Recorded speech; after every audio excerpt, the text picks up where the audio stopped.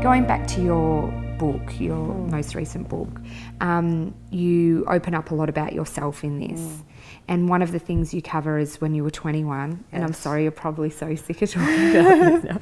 Are you regretting telling everyone this now? No, that you're going to talk about it so much. No. I mean, I know you're talking about the time that I was sexually assaulted when I was 21. And it's something I had never spoken publicly about and hadn't written about. And really would have no reason to, except that I've moved into an area where I'm becoming an advocate for women and girls. You know, I've been a child advocate for a while in my UNICEF role as patron for child survival, patron for breastfeeding, and as a Goodwill ambassador.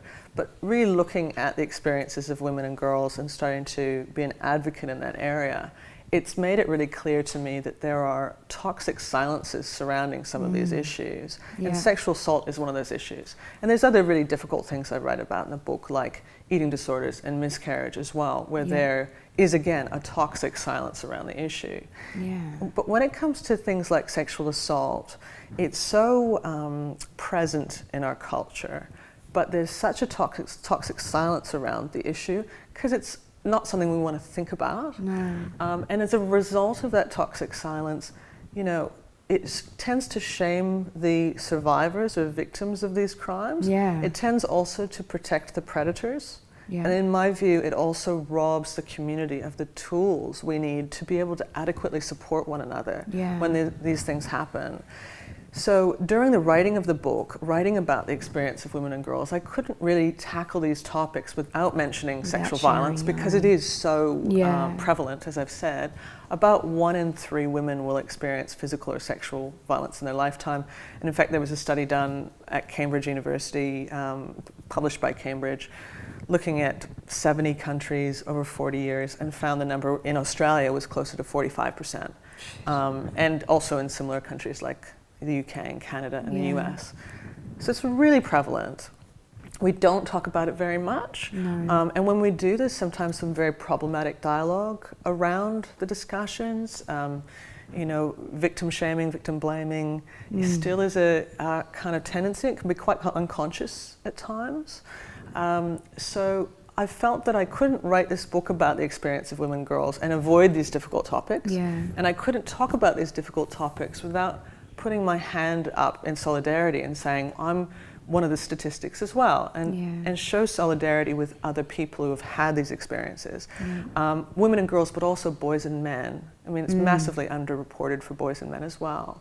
So, you know, we do need to be able to break through some of these toxic silences, some of these taboos. Totally. It's a difficult thing to do, but I think it's really necessary. Totally is necessary, especially since the statistic is so, you know, it's so alarming. When you, what are your memories of that time? I remember as little as possible. Right. I mean, I don't in the book go into a great deal of detail. I think there's only a couple of paragraphs about that particular incident. The important thing for me is to sort of show, again, as I said, show solidarity and to say, you know, there's a face behind this data.